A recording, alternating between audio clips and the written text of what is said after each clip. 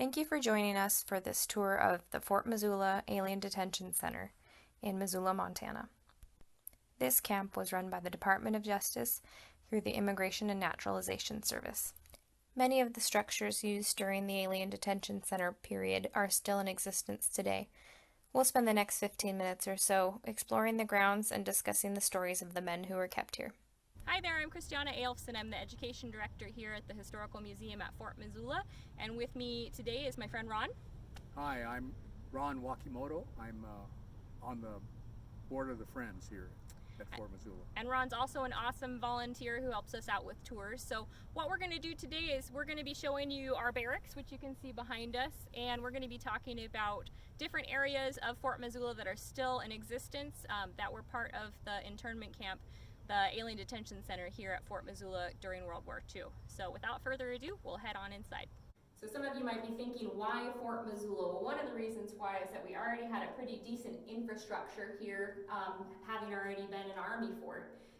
But when the Department of Justice decided that we needed a camp for folks of other nationalities, potentially dangerous enemy aliens, they looked at places like Fort Missoula as a place where they could house people. There were pretty strict requirements about care for the internees, and we'll talk a little bit more about that as we explore the grounds. But we had to make sure that there was a hospital here, recreation space, and good places to have meals. One of the interesting things about Fort Missoula is we had Italian internees here before the Japanese, and that's a whole nother story. If you watch our documentary, you can see all of that. But they were actually responsible for, because they were here first, for building the long barracks that we're one of which we are in right now. So not only did they were imprisoned, and then they had to come here and build the rest of their prison. So they had a strict budget here at the camp for laundry and other facilities and that sort of thing. And they also lived a lot of the time in these bunk houses, little bunks, which is probably fine for the Italians because they were mostly merchant seamen, so they'd already been in close quarters, but pretty different for the Japanese gentlemen who were shipped here. Yeah, I appreciate being part of the Tadaima program because you never know how you get started, and there's wonderful things on the various sites for Tadaima. The different weeks are just great. This particular picture is the one that got me started in it.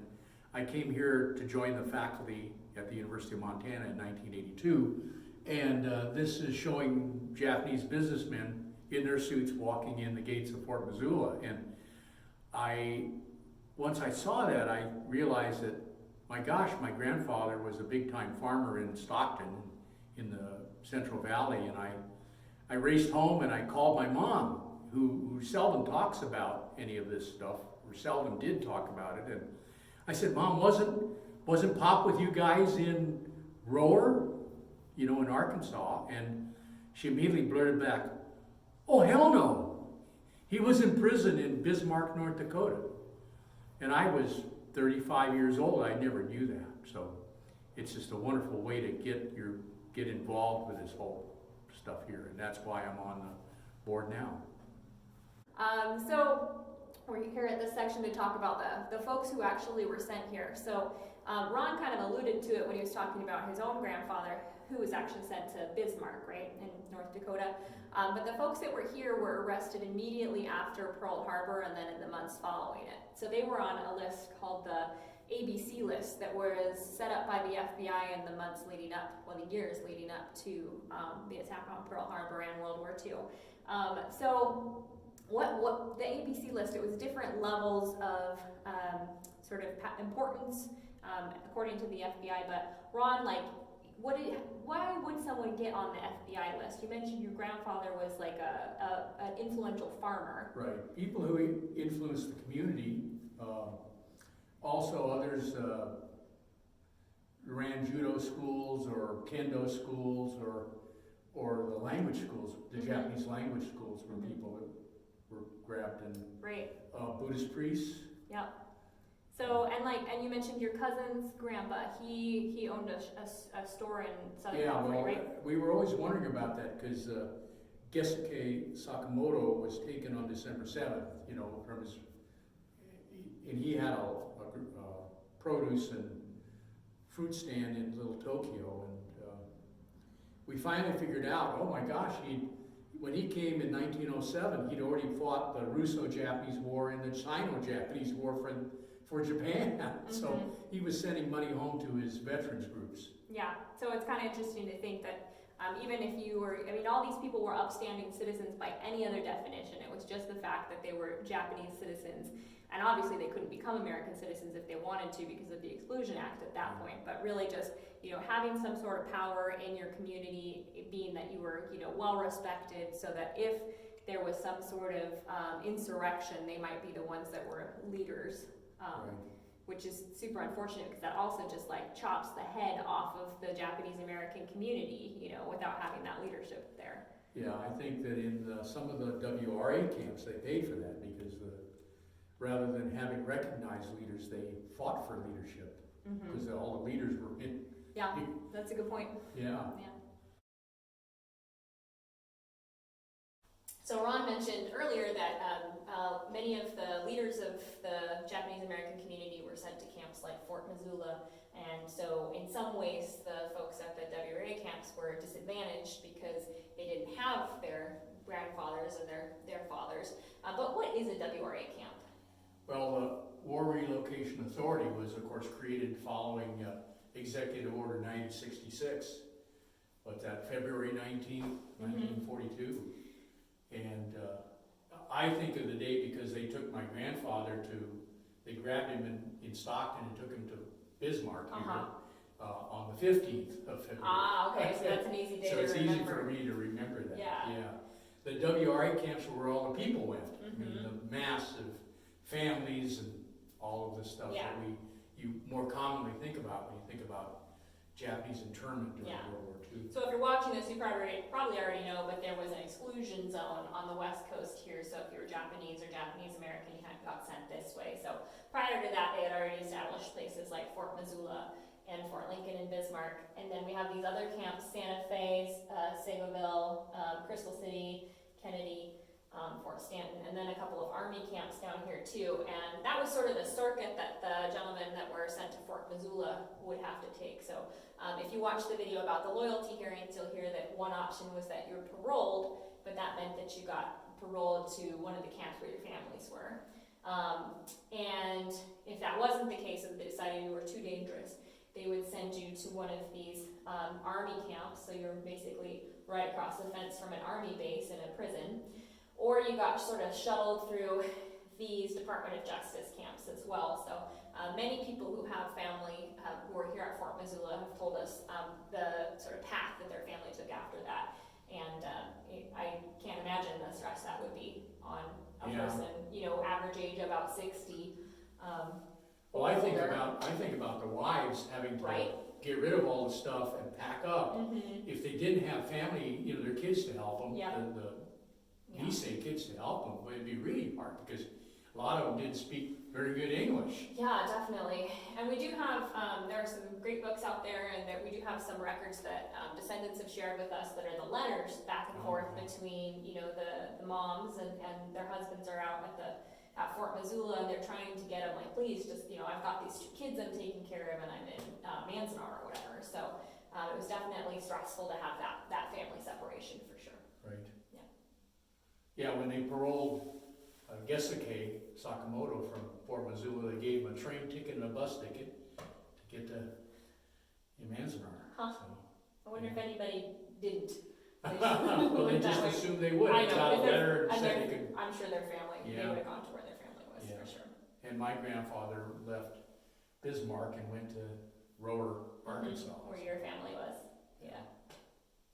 so if you are watching this and you're starting to put some pieces together and you think, maybe you have a connection to Fort Missoula that you didn't know about, I will, at the end of this video, post the list of the names that we do know that were here. But if you have any evidence or any documents that you want to share with us, definitely reach out to the Historical Museum at Fort Missoula, because we're still piecing this together. We don't have full records from that time, so it's all help from local or from families.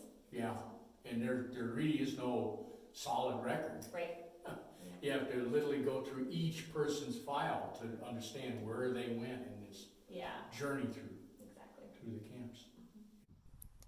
The barrack we were just in and the barrack that you see here are not in their original locations. They've been moved here to the museum grounds for restoration. We'll see their original location a little while later in the tour. This large green space was used for gardening during the ADC period. Well, Ron, it's a beautiful day, but why are we standing out here in this field? Well, believe it or not, we're standing in the site that was the Beautiful Sky golf course, a 9-hole golf course they built out here. The Japanese inmates did. Course at an internment camp or a concentration camp? Yeah. So that's a little different from what we hear of the WRA camps, I'd say. Yeah, I think so. So in some ways, you know, they had some luxuries that their families didn't have in the WRA camps. Part of it had to do with the Geneva Accords and having recreation time. Some of it, I think, that the person who ran the camp for the Department of Justice felt like it was better to keep people happy here. There's a really funny story, and I know you know this story too. But so someone came from outside of the fort from the Department of Justice, and he needed to speak to a representative from the Japanese camp. What they did here is they had a mayor from the Japanese part of the camp and a mayor from the Italian camp, and they sort of handled all of the internal issues that might happen, so that the camp Department of Justice folks didn't have to deal with all the nitty-gritty things. So anyway, guy shows up and he goes to the mayor's barrack and says, "I'm here to speak to the mayor," and his housemate, his roommate, says, "Oh, he's on vacation." And the INS guy is like, "He's on vacation, you're locked in here." And he's like, "Well, he's on the golf course. He's golfing. He's had a really stressful week." And so the INS, the Department of Justice guy, goes stomping off to find him and comes back a little while later and says to his roommate, "You know, I'll come back tomorrow." And he's like, "Didn't you find him?" He's like, "Yeah, but he just looked so happy that I didn't want to bother him." So, you know, it's kind of like a game of telephone. Don't know exactly how much of that story is true, but it's definitely fun to think of the internees. I think a lot of the Los Angeles detainees were the ones that sort of spearheaded the golf course out here, and I bet it did not compare to the greens at home in LA.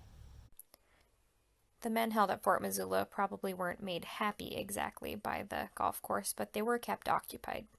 There was also a large rec hall, opportunities for plays and music, as well as trips out to go fishing. But at the end of the day, they still had to return to their barracks and were separated from their families. So now we're standing in the original location of the barracks that were here at Fort Missoula. Earlier we showed you the reconstructed barracks, but just like the ones at the WRA camps, they were modular, and so they were taken apart and used for other purposes. And then we did rescue a couple that came back to Fort Missoula. So anyway, right now I'm looking towards where the Beautiful Sky golf course was, and then panning around you can see the garage or firehouse. And the next building is a bakery, and then in the distance you can see the regular army barracks, the originals, so some of the Italians stayed over there, and then the area in the foreground and the middle ground is where the barracks themselves would have been. Then looking across, the two-story buildings over there were nurses' housing to help with the hospital. And then continuing across you can see our water tower, which is a good sort of anchor point if you're looking at Fort Missoula pictures. Out there somewhere is an iris that was planted by one of the incarcerees that were here. We have this little wild tree here that may have been planted by someone who was here during World War II. And then this long building in front of me is the stables where the Border Patrol folks would have had their horses. And then coming just all the rest of the way around here, so we've done mostly a full circle.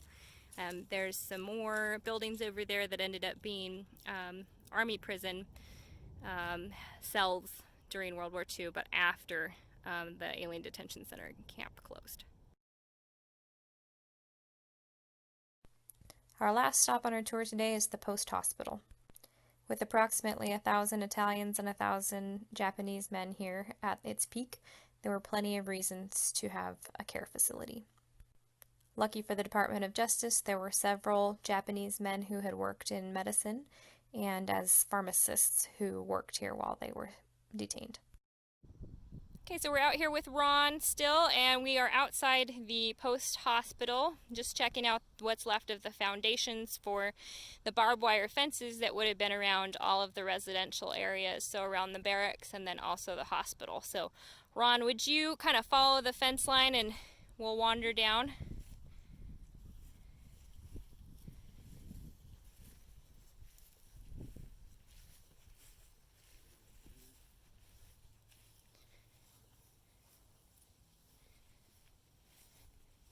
There's a hefty concrete pad there, and then as we sort of the corner piece, probably, yeah, we think that this is where one of the guard towers were. So you can see the concrete's a little bit different there, and I just want to kind of show you where we are in relationship to the post hospital. You can see it back there. So we followed the line that way. And so even if you were ill and at Fort Missoula, you would have still been under armed guard and barbed wire.